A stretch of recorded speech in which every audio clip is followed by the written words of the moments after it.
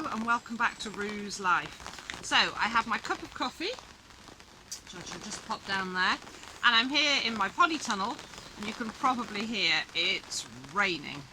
It's milder today. It's actually, just bear with me, hang on.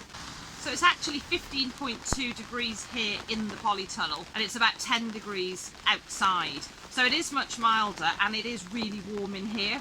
And I always find it quite fascinating, the difference between the temperatures.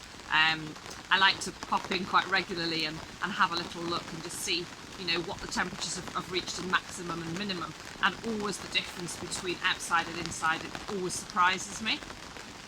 So what I thought I'd do today, because it's raining and I really can't do a huge amount, so I was just going to give you a little tour on a little plan of what I'm going to be doing over the next few weeks. I will try and get some filming done outside, but it is raining, so I'm not sure how we're going to get on with the camera out there, but we'll see if we'll do what we can in here, and then if it eases up a little bit outside, I'll see what I can get done.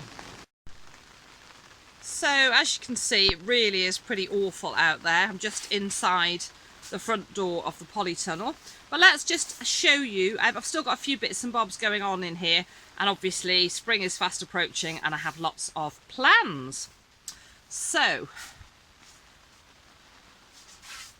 you may recall I sowed some broad beans in December. They're just sitting nicely. I have had a little poke down in the soil and a couple of them are starting to look like they're coming, but no sort of germination showing above the soil at this stage, but that is fine. And then I have the sweet peas and the peas, which I'm keeping in the propagators. So you can imagine, as I say, with the temperature in the polytunnel being warmer and then the propagator as well, that's really going to give them a little bit of help there to hopefully get those germinated. And then down here I have some spinach that I popped in, but you can see now you will see there's a theme going here, and I will tell you all about this. Can you see this leaf damage here, this sort of white strange spot, which I did think was some kind of weird disease, which I thought, blimmin' heck, you know, it's on the chard, as you can see as well. You know, spinach and chard are really easy to grow. I'm not sure how I've managed after all these years to never experience this mysterious disease that affects these leaves of spinach and of chard, but it's not a disease at all. What it actually is, if we move around, if you see these two sprayers here, the one at the back is the one that I bought just over 12 months ago now to spray algon to clean the outside and the inside of the polytunnel. And I've only had it for a year. I've used it a couple of times. I went to use it a few weeks ago to spray the outer of the polytunnel because it was really quite green. Sorry, the inside of the polytunnel because it was really quite green, particularly where I'd have the sunflowers going, and it just exploded everywhere and spilt its contents. And I now realise that they'd sprayed onto my plants, and although it's non-toxic, it's obviously affected because it was quite strong concentration. It's obviously affected those leaves, so I'll just pull those up. Hence the lovely Spear and Jackson that Chris actually bought me for Christmas. So I have now managed to get that spraying done. So I don't have some weird disease. I just accidentally algoned my plants. So those, I mean, there's a few leaves I might be able to salvage, but I think in all honesty they're just going to come up. And then here I've got some carrots. They need to come out really. They're getting a bit knobbly. They've been there a while, but this, you know, from, if I just come across, you know, there's a little bit of green on the top and a little bit bendy, but what's below the surface and sort of there down will certainly be usable in sort of casseroles and so on. And then across here, these are some of the leek that were outside, and I just popped them in here over the winter, and these were transplanted, these little ones, from trays that were growing in pots.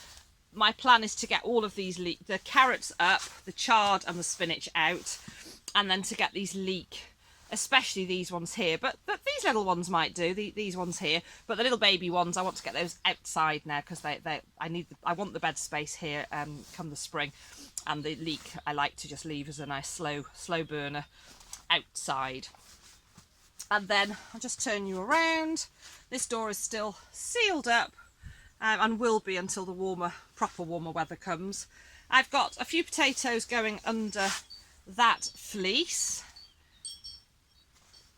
Oh, that's a little bit of the lavender. I had 2 of these lavenders, but I managed to kill one.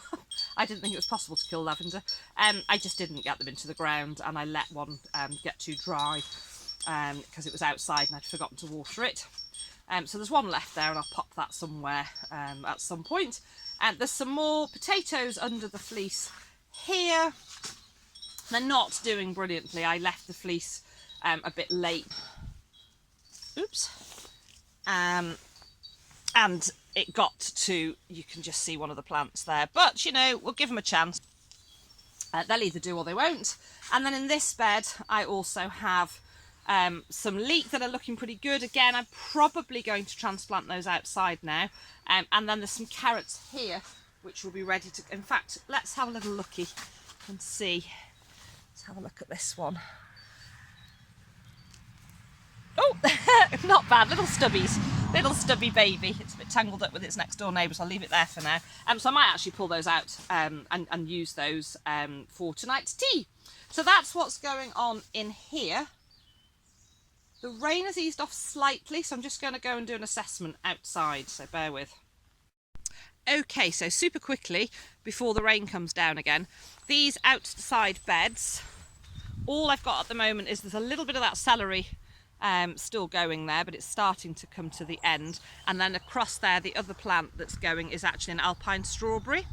And then these 2 beds, I have completely mulched over with cardboard and then used chicken bedding.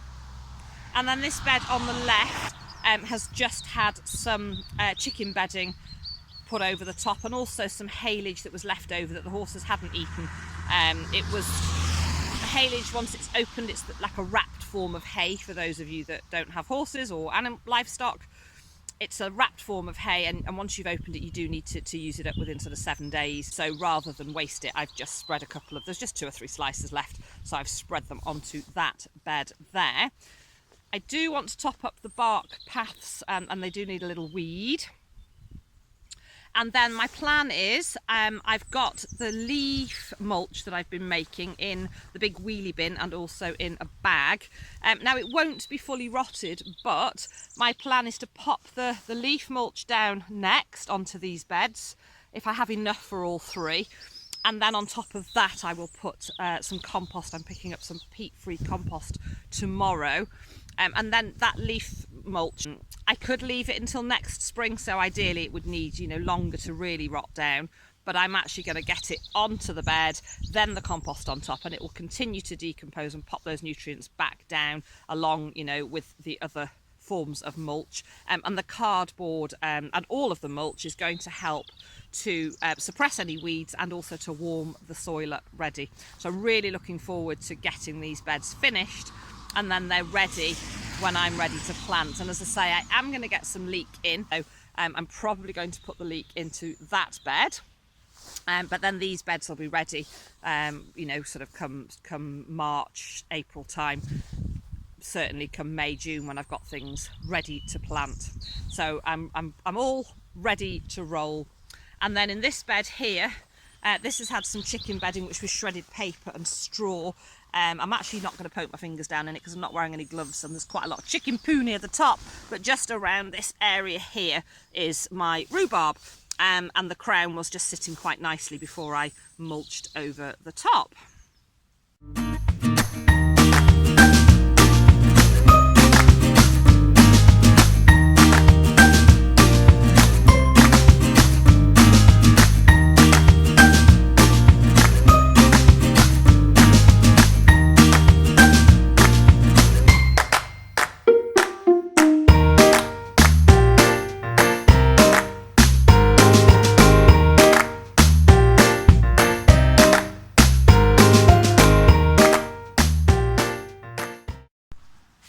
So I've just got those carrots in. It's actually not a bad little harvest. They're kind of baby carrots, little pint-sized ones, but that's not bad.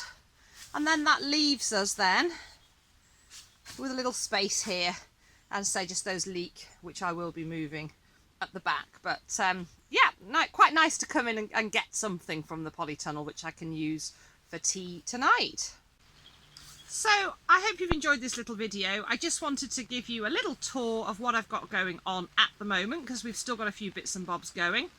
I'm really pleased with my little carrot harvest, and I wanted to talk to you about my plans for the spring and what I'm going to be getting up to. So thank you so much for watching. I hope you're all well. If you are new to my channel, and I actually want to say a big thank you, I've had a whole load of new subscribers recently, so thank you very much. But if you're a new watcher and you haven't yet subscribed, I really would appreciate you considering subscribing, and hit that bell if you want to get notifications of all my latest videos. Take care, and I'll see you all again soon.